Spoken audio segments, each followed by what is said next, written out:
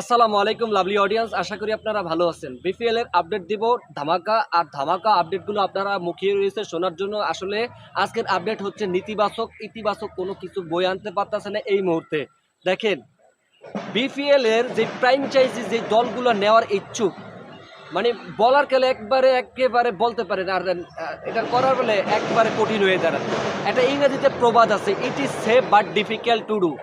বলা সহজ, এর এক্সিকিউট করাটা আসলে কঠিন। তো ব্যাংক গ্যারান্টি দিতে পারবে না, 10 কোটি টাকা ব্যাংক গ্যারান্টি এখনো দিতে পারেনি যে কয়টা দল হয়েছে বিপিএল এ। শুধুমাত্র ঢাকা ক্যাপিটালস শাকিব খানের দলের আংশিক কিছু আর কি তারা ব্যাংক গ্যারান্টি দিতে পারছে 3 কোটি কি 4 কোটি টাকা। 10 কোটি টাকার কথা বলা হয়েছে।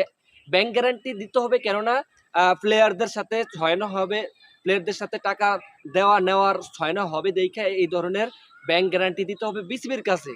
গভর্নিং কাউন্সিল, নতুন একটা উদীয়মান গভর্নিং কাউন্সিল, তারা নাকি বিপিএল এইবার জমকানোভাবে চমকিয়ে দিবে।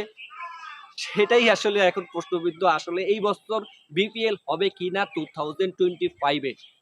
তো ভাই আসলে মনে হয় যে হবে না, কেননা আগামী ফেব্রুয়ারি মাসে জাতীয় নির্বাচন এবং বাংলাদেশ ক্রিকেটটাকে একটা প্রসেসের মাধ্যমে যাচ্ছে এখন এই মুহূর্তে।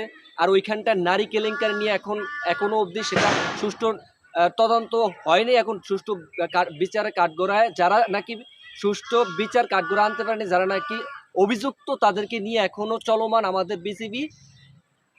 তো এখন আমি মনে করি কোনো কিছু ইতিবাচক বয়ে আসতে আসে না বাংলাদেশ ক্রিকেটে। সেই সাথে আমি মনে করি যে এইবার বিপিএল অন্তত পক্ষে হবে না, যেটা নাকি ওনারা বলল, যারা পরিচালক এই মুহূর্তে, তারা যে বলে যে এইবারকার নাকি অন্যরকম করবে, একেবারে beautiful BPL in the Bangladesh হবে, সেটা আসলে এখন সন্দিহান।